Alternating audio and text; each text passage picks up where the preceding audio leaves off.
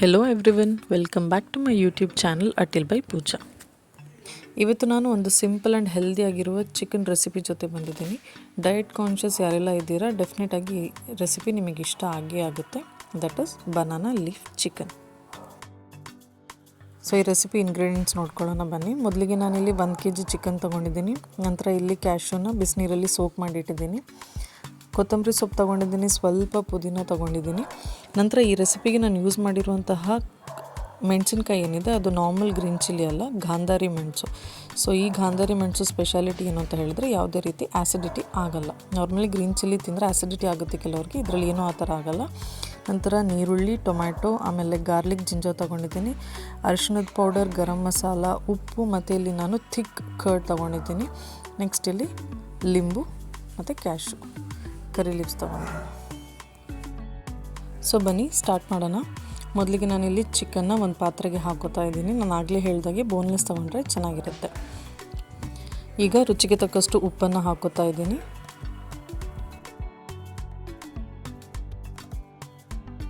Next ಇಲ್ಲಿ ನಾನು ಅರಿಶಿಣದ ಪೌಡರ್ ಹಾಕೋತಾ ಇದ್ದೀನಿ. ನೆನ್ಪಿಟ್ಕೊಳ್ಳಿ, ಯಾವುದೇ ನಾನ್ ವೆಜ್ ರೆಸಿಪಿ ಮಾಡಬೇಕಾದ್ರೆ ಅರಿಶಿಣದ ಪೌಡರ್ ಮಿಸ್ ಮಾಡಲೇಬೇಡಿ. ನಂತರ ಫ್ಲೇವರಿಗೆ ಅನುಗುಣವಾಗಿ ಗರಂ ಮಸಾಲನ ಹಾಕ್ಕೊಳ್ಳಿ.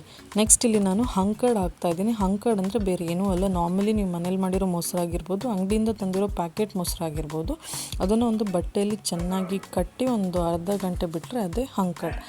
ನೆಕ್ಸ್ಟ್ ಇಲ್ಲಿ ನಿಂಬುನ ಸ್ಕ್ವೀಸ್ ಮಾಡಿಕೊಂಡು ಈ ಥರ ಚೆನ್ನಾಗಿ ಮಿಕ್ಸ್ ಮಾಡಿಕೊಂಡು ಕಡಿಮೆ ಅಂದರೂ ಒಂದು ಅರ್ಧ ಗಂಟೆಗಳ ಕಾಲ ಮ್ಯಾರಿನೇಟ್ ಮಾಡಬೇಕು. ಒಂದು ವೇಳೆ ನಿಮಗೆ ತುಂಬ ಟೈಮ್ ಮ್ಯಾರಿನೇಟ್ ಮಾಡಬೇಕು ಅಂತ ಇದ್ದರೆ ಮಾಡ್ಕೊಳ್ಳಿ, ಚೆನ್ನಾಗಿರುತ್ತೆ ಫ್ಲೇವರ್.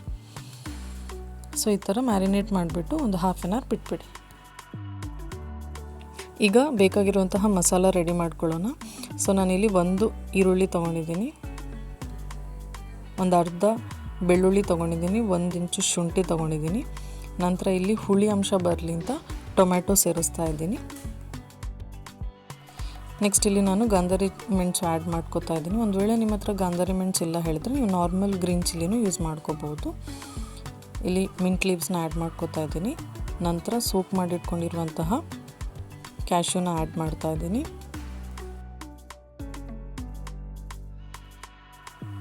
ಕರಿ ಲೀವ್ಸ್ ಹಾಕ್ತಾ ಇದ್ದೀನಿ.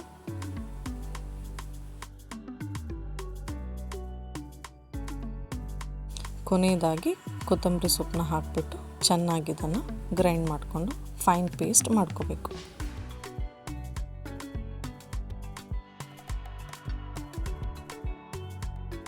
ಕಡ್ದಿರೋ ಮಸಾಲಾನ ಈಗ ಏನು ನಾವು ಫಸ್ಟ್ ಮ್ಯಾರಿನೇಟ್ ಮಾಡಿಟ್ಟಿದ್ದೀವಲ್ಲ ಅದಕ್ಕೆ ಹಾಕ್ಕೊಂಡು ಚೆನ್ನಾಗಿ ಮಿಕ್ಸ್ ಮಾಡಬೇಕು. ನಿಮ್ಮ ಹತ್ರ ಏನಾದರೂ ತುಂಬ ಟೈಮ್ ಇದ್ದರೆ ಅಥವಾ ರಾತ್ರಿಗೆ ಈ ರೆಸಿಪಿ ಮಾಡೋ ಪ್ಲ್ಯಾನ್ ಏನಾದರೂ ಮಾಡ್ತಾಯಿದ್ರೆ ಇದನ್ನು ಮಧ್ಯಾಹ್ನನೇ ಮ್ಯಾರಿನೇಟ್ ಮಾಡಿ ಇಟ್ಕೊಳ್ಳಿ. ಆವಾಗ ಚಿಕನ್ ಪೀಸಸ್ ಚೆನ್ನಾಗಿ ಉಪ್ಪು, ಖಾರ, ಹುಳಿನ ಎಳ್ಕೊಂಡು ನಿಮಗೆ ತುಂಬಾ ಫ್ಲೇವರ್ಫುಲ್ ಆಗಿರುತ್ತೆ ಈ ಪರ್ಟಿಕ್ಯುಲರ್ ರೆಸಿಪಿ.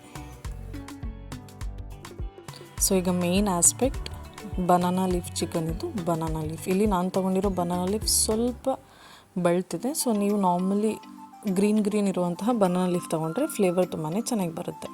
ಸೊ ಇಲ್ಲಿ ಮ್ಯಾರಿನೇಟ್ ಆಗಿರುವ ಚಿಕನ್ ಏನಿದೆ ಅದನ್ನು ಬನಾನಾ ಲೀಫ್ ಸೆಂಟ್ರಲ್ಲಿ ಹಾಕ್ಕೊಂಡು ಈ ಥರ 4 fold ಮಾಡ್ತಾಯಿದ್ದೀನಿ. ನೋಡಿ ಯಾವ ರೀತಿ ಫೋಲ್ಡ್ ಮಾಡ್ತಾಯಿದ್ದೀನಿ, ವೆರಿ ಸಿಂಪಲ್. ಒಂದು ವೇಳೆ ನೀವು ತೊಗೊಂಡಿರೋ ಬನಾನಾ ಲೀಫ್ ಏನಾದರೂ ತುಂಬಾ ಕಟ್ ಆಗ್ತಾಯಿದೆ, ಮಿಡ್ಲಲ್ಲಿ ಬ್ರೇಕ್ ಆಗ್ತಾಯಿದೆ ಹೇಳಿದರೆ ಸ್ವಲ್ಪ ಸ್ಟವ್ ಮೇಲೆ ಇಟ್ಕೊಂಡು ಸ್ವಲ್ಪ ಬಾಡಿಸ್ಕೊಳ್ಳಿ, ಏನೂ ಆಗಲ್ಲ. ಸೊ ಇಲ್ಲಿ ಸ್ವಲ್ಪ ಕರಿ ಲೀವ್ಸ್ನ ನಾನು ಸ್ಪ್ರೆಡ್ ಮಾಡ್ಕೋತಾ ಇದ್ದೀನಿ. ಅವಾಗೇನಾಗುತ್ತೆ, ಕರಿ ಲೀವ್ಸ್ ಫ್ಲೇವರ್ ಆ್ಯಡ್ ಆಗಿಬಿಟ್ಟು ಇನ್ನೂ ಚೆನ್ನಾಗಿ ಫ್ಲೇವರ್ ಬರುತ್ತೆ.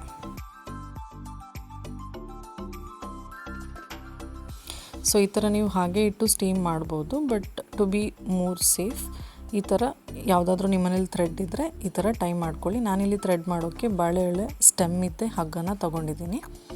ಸೊ ಈ ಥರ 4 sides ಈ ಥರ ಚೆನ್ನಾಗಿ ಟೈ ಮಾಡಿಕೊಂಡ್ರೆ ತುಂಬಾ ಗಟ್ಟಿಯಾಗಿರುತ್ತೆ. ಯಾವುದೇ ಕಾರಣಕ್ಕೂ ಒಳಗಡೆ ಇರುವಂತಹ ಚಿಕನ್ ಹೊರಗಡೆ ಲೀಕ್ ಆಗಲ್ಲ.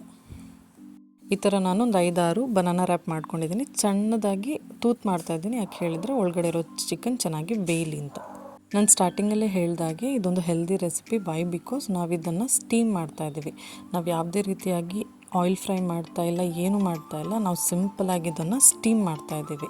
ನಿಮ್ಗೆ ಗೊತ್ತಿರ್ಬೋದು ಈ ಥರ ಬನಾನಾ ಲೀಫಲ್ಲಿ ರ್ಯಾಪ್ ಮಾಡಿ ಸ್ಟೀಮ್ ಮಾಡಿದರೆ ಅದೆಷ್ಟು ಹೆಲ್ದಿ ಇರುತ್ತೆ. ಆ್ಯಂಡ್ ಡಯಟ್ ಕಾನ್ಷಿಯಸ್ ಇರೋರಿಗಂತೂ ತುಂಬಾ ಬೆನಿಫಿಟ್ ಆಗುತ್ತೆ.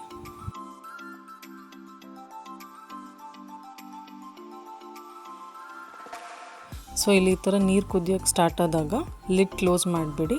ಕ್ಲೋಸ್ ಮಾಡಿಬಿಟ್ಟು ಟೈಮ್ ನೋಡ್ಕೊಳ್ಳಿ, 15 to 20 ಮಿನಿಟ್ಸ್. ಚಿಕನ್ ಏನಾದರೂ ತುಂಬ ಟೆಂಡರ್ ಚಿಕನ್ ಇದ್ದರೆ 15 ಮಿನಿಟ್ಸ್ ಸಾಕಾಗುತ್ತೆ. ಸ್ವಲ್ಪ ಬಳ್ತಿರೋ ಚಿಕನ್ ಆದರೆ ಒಂದು 20 to 25 ಮಿನಿಟ್ಸ್ ಈ ಥರ ಸ್ಟೀಮ್ ಮಾಡಿಕೊಂಡು ನಂತರ ಕೇರ್ಫುಲ್ಲಾಗಿ ಅದನ್ನು ತೆಗೆದು ಅದರಲ್ಲಿರೋ ಥ್ರೆಡ್ನ ಕಟ್ ಮಾಡಿ ಓಪನ್ ಮಾಡಿದಾಗ ನಿಮಗೆ ಈ ಥರ ಡಿಲಿಷಿಯಸ್ ಆಗಿರೋಂತಹ ಹೆಲ್ದಿ ರೆಸಿಪಿ ಸಿಗುತ್ತೆ. ಡೆಫಿನೆಟಾಗಿ ಇದನ್ನು ನೀವು ಟ್ರೈ ಮಾಡಲೇಬೇಕು, ತುಂಬಾ ಇಷ್ಟಪಡ್ತೀರಾ. ಸೊ ಈ ರೆಸಿಪಿ ಏನಾದರೂ ನಿಮ್ಗೆ ಇಷ್ಟ ಆದರೆ ವಿಡಿಯೋನ ಲೈಕ್ ಮಾಡಿ, ಶೇರ್ ಮಾಡಿ. ಇನ್ನೂ ಸಬ್ಸ್ಕ್ರೈಬ್ ಮಾಡದಿರೋರು ಸಬ್ಸ್ಕ್ರೈಬ್ ಮಾಡಿ. Thank you for watching.